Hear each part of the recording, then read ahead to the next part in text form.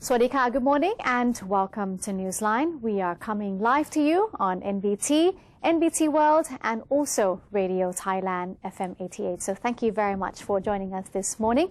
I'm Cholapan Narula and it's Wednesday's edition, June 17, 2015. Let's have a look at what's going on in Thailand.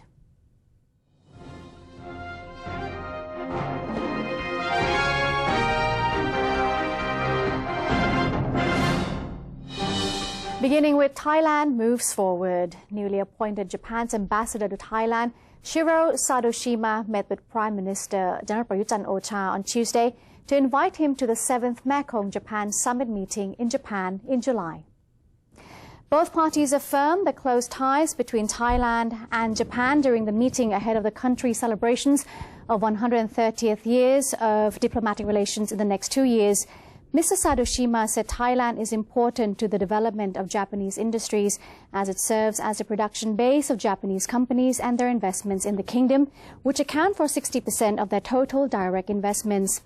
Prime Minister Prayut also expressed readiness to attend the 7th Mekong Japan Summit meeting, which will focus on Japan's future projects with nations in the region. A number of joint projects with Japan were discussed during the meeting. Recently, Japanese Premier Shinzo Abe partnered with the Thai government to develop rail projects in the kingdom, which include the planned Red Line, and Japan is also working on a draft MOI for Thailand and Myanmar as part of the Drought development project. Representatives of Japan's Commerce Ministry and JETRO will travel to Thailand next week to arrange business matching sessions and to hold meetings with Thailand's Commerce Ministry in a bid to consider Thai export products under the JTEPA framework. Prime Minister Prayut Chan-o-cha told the press there will not be a special security measure in place during this year's Ramadan. The Premier said that existing measures will be implemented in the 3 southernmost provinces during the holy month of Ramadan. He also noted that the tension in the region is easing as ongoing dialogue with insurgent groups continues. On Monday, the Premier said that Army Region 4 was able to lead tens of thousands of locals in a prayer session, and the situation looks to improve further.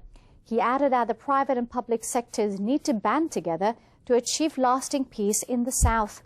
As Thailand is entering the AEC this year, the country needs to attract more investments by stabilizing the country politically and economically as well. Meanwhile, the Thai Prime Minister has instructed all officials at the cabinet meeting to help tackle the drought crisis and seek public cooperation in postponing the planting of in-season crops. Deputy Government Spokesperson Major General Sansern Kaew reported the results of the weekly cabinet meeting, saying Prime Minister Prayut Chan-o-cha emphasized his subordinates that although the rainy season has arrived, Thailand is still faced with severe drought conditions in many places. He pointed that the amount of water reserves is now critically low since little rain has been seen above the dams, while farmers also fail to heed the government's suggestion against the cultivation of off-season crops during the dry period.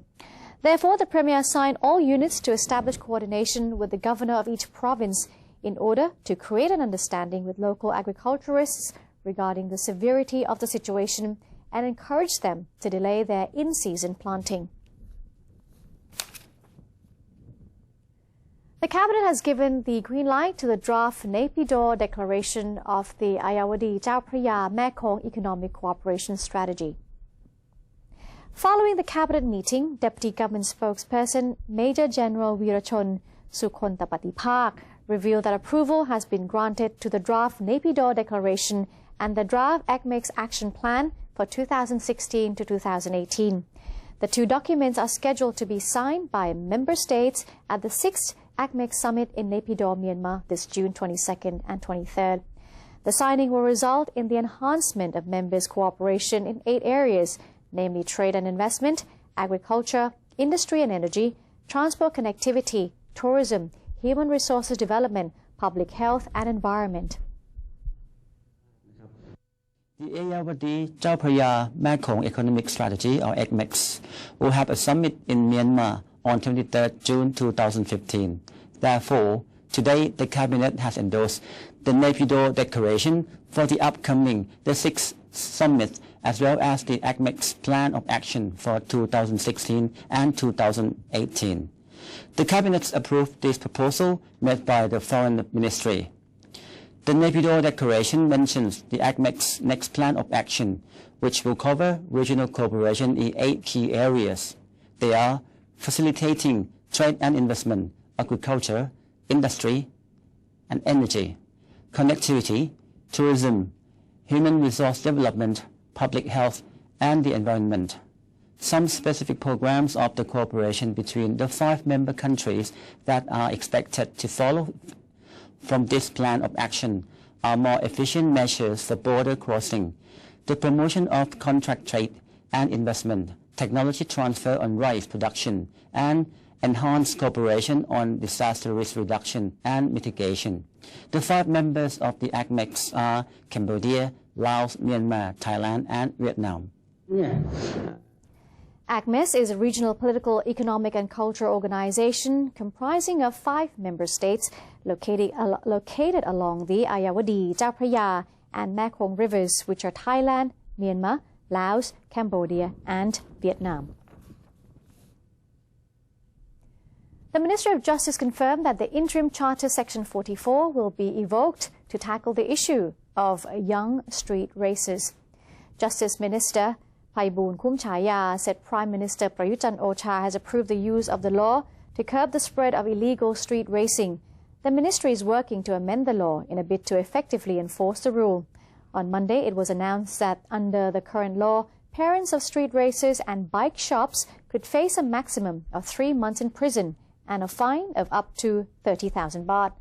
The Justice Minister also addressed the Ministry of Social Development and Human Security's proposal of building a racing track, saying the concept is likely to become a reality.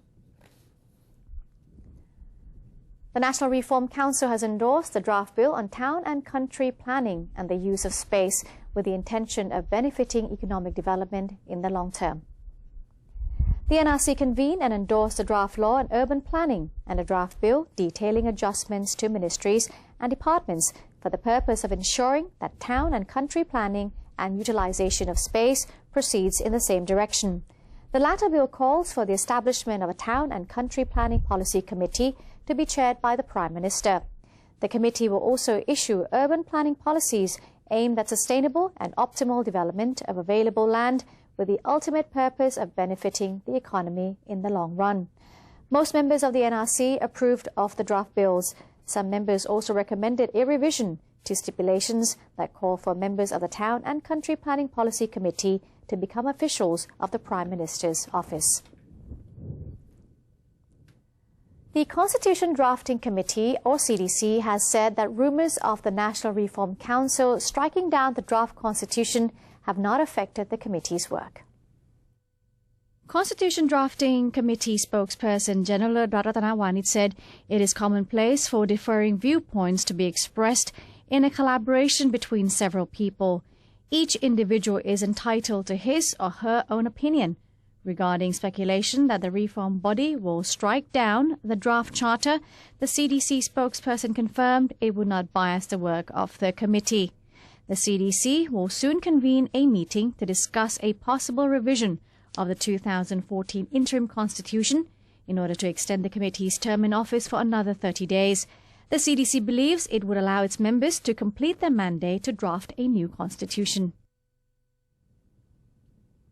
Major players in Thailand's fishery industry have vowed to support the government's dedicated efforts to ending slavery and shady practices in the sector. The Thai Frozen Foods Association, Jaron Pokapan Food, and the Thai Chamber of Commerce are among those who made the pledge to help the government resolve the long-standing issue. They stressed that they share the international community's concern in combating and preventing IUU fishing and labor problems in the fishery sector. In their statement, they also agreed not to purchase seafood products from fishing boat operators who run their businesses illegally. The government has made efforts to eliminate human trafficking for years, but it has been noted that some industry players have failed to cooperate in the matter. Let's have a look at credit card spending now. According to Krung Thai Card Public Company Limited, or KTC, credit card spending continues to expand despite the sluggish economic recovery. According to Kun Nachanan Keng Loo Cha, KTC's Executive Vice President for Distribution Business. Since the beginning of the year, monthly spending through KTC cards has increased from an average of close to 6,000 baht per month per customer to some 8,000 baht per month per customer. The 11% expansion was higher than the 8% average increase within the credit cards industry. Ms. Nachanan indicated that non-performing loans at KTC stood at 2.4%, 1.6% of which could be attributed to credit cards and the rest was attributable to personal loans. The figures were lower than industry's average. Amid the government's crackdown on overpriced lottery tickets, several novel sales promoting methods were employed by lottery ticket sellers on the day of the lottery draw, which was on Tuesday. In Chiang Mai, each lottery ticket stall had a clear sign indicating an 80 baht price for each ticket. Some sellers were giving out to buyers 1 egg per each ticket purchased, while other sellers promised to buy back tickets after the draw for 2 baht each. In Sukhotai's downtown area, many people were buying tickets ahead of the afternoon draw. A huge throng of people gathered around the stall of a seller who was selling at just 75 baht a ticket, under the condition that buyers pick their tickets randomly from a ball. Interesting sales promotion. All right, moving on now. Som O Khao Yai, or the big white pomelo, is one of the most popular fruits, and it makes a good souvenir that is, of Samut Songkhram province as well. Kun Panot Si Sinsap has this fruitful report. One of the most popular and well-known fruit of Samut Songkhram at present is Som O Khao Yai, or the big white pomelo. It is known to be a good product of Maklong, the river basin where Samut Songkhram is situated. Pomelos of the Khao Yai variety have big size and a spherical shape. Under thick rind, the pomelo consists of several sections that are in creamy yellow or soft brown mixed with pink. The fresh elements in each segment beautifully stick to each other. The juicy flesh has a unique, charmingly mild fragrance and delicious taste of sweetness mixed with a little sour. It is something perfectly formed, and the flesh can be easily separated from the paper-thin skin that wraps each section. Seeds are few, and the fruit can sometimes be seedless. The fruit leaves the throat moistened after taste in the mouth. It is therefore makes a good souvenir, now bringing hundreds of millions of baht to locals in Maklong each year. This pomelo orchard is located in Sun Luang sub-district, Samut Songkhram. It belongs to Uncle Sompot, chairman of the Community Enterprise Group, to improve fruit quality.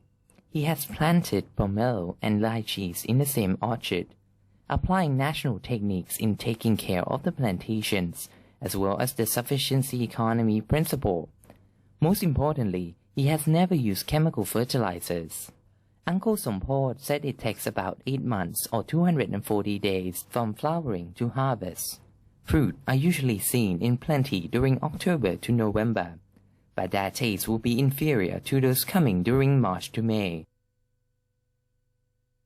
ส้มโอขาวใหญ่นี่มันจะไม่เหมือนส้มโอที่อื่นนะเพราะว่าส้มโอขาวใหญ่นี่มันเวลามันสมบูรณ์มันแก่รสชาติมันจะดีฝ่าอื่นที่อื่นนะแล้วไอ้กุ้งของมันนะมันจะเป็นสีน้ำผึ้งเวลาแกะออกมานะมันเด่นจากที่อื่นมันตรงนี้ส้มโอขาวใหญ่เนี่ยมันต้องอยู่ในที่ว่าพื้นที่ที่เหมาะสมมันถึงจะอร่อยอย่างเช่นจังหวัดสงขลาเนี่ยน้ำจะมีสม่ำเสมอธรรมชาตินะไม่มีสารเคมีอะไรรบกวนแล้วไม่มีโรงงานไม่มีอะไรเนี่ยอย่างเงี้ยมันจะดีแล้วส้มโอขาวใหญ่เนี่ยมันไม่เหมือนกับไอ้ผลไม้ชนิดอื่นผลไม้ชนิดอื่นเวลาเก็บมาเนี่ยเวลามัน 80-90% เนี่ยเก็บมาต้องบริโภคหรือส่งขายเลยส้มโอขาวใหญ่นี่มันจะเราเก็บมาจากต้นเนี่ยนะเก็บมาทีแรกเนี่ยมันยังไม่อร่อยหรอกเขาบอกว่ามันยังไม่ลืมต้นต้องเก็บไว้สักอาทิตย์นึงถึงจะอร่อยบางคนเก็บไว้อาทิตย์นึงยังไม่ว่างจะปอกไม่ว่างจะกินบูชาไว้ตามหิ้งพระนะ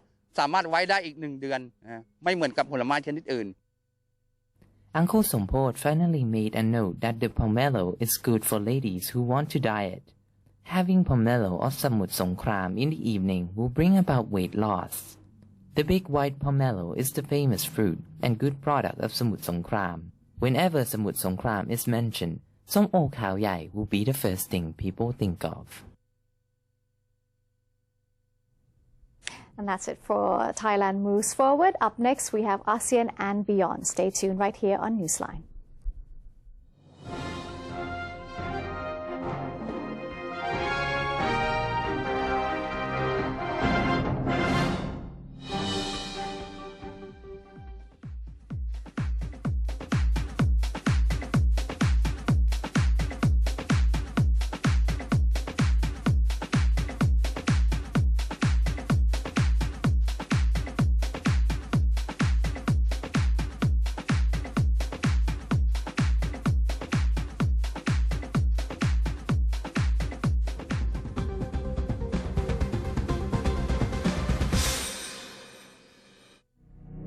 To maintain a strong nation, Thailand is promoting 12 core values for the good of the people.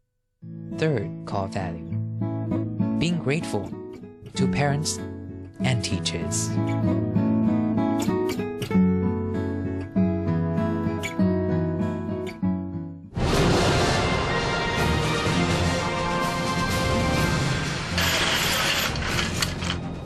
Swadee krab, this is Thailand at large.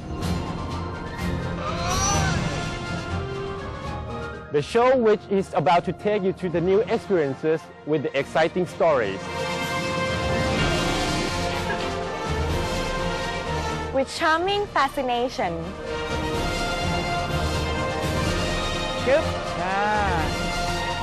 With a touch of Thainess.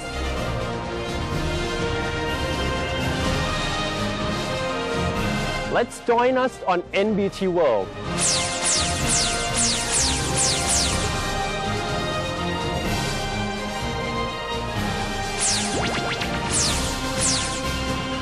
Explore with us and you'll know and love Thailand even more than before.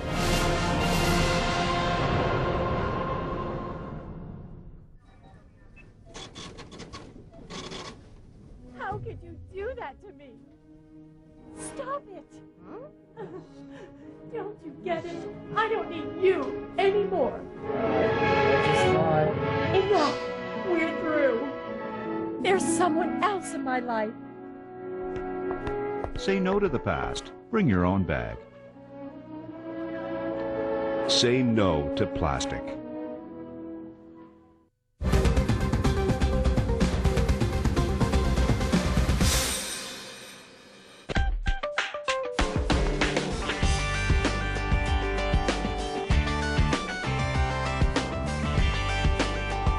Welcome back. You're watching Newsline. I'm Chalapansa Navula. The Dragon Boat team from Mukdahan province of Thailand is the only team from Southeast Asia invited to take part in the 11th Nanning International Dragon Boat Tournament 2015 to be held at the Lower Lake in Nanning, Guangxi, China on the 20th of June. At a press briefing held at the tourism office in Mukdahan, Deputy Governor of the province Thawatchai Thamarak said the invitation came as Mukdahan was one of the sister cities of Chongzhou City, situated in the southwestern part of the Guangxi-Zhuang Autonomous Region near the Thai northern border. The Thai boat team can easily travel to Guangxi-Zhuang through R9 Road via Laos and Vietnam. Not only does the tournament bring reputation to Thailand, it will also enhance the good relationship between Guangxi-Zhuang and Mukdahan, both at the people's and the government levels. According to the Deputy Governor, Mukdahan expects to win 2 golds from the 500-meter and 200-meter races.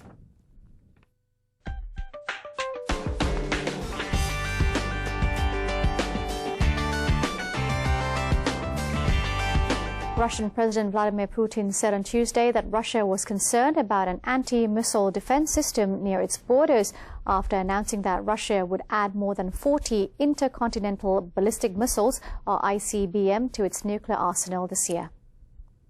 Putin made his comments a day after Russian officials denounced a U.S. plan to station tanks and heavy weapons in NATO member states on Russia's border. Putin said it was the most aggressive act by Washington since the Cold War a generation ago. U.S. Secretary of State John Kerry expressed concern over Putin's missile announcement and said no one wanted to see backsliding to a kind of a Cold War status. Tension has flared anew between Russia and Western powers as Moscow's role in the Ukraine crisis in which pro-Russian separatist forces have seized a large part of the country's east after Russia annexed Crimea from Ukraine in early 2014.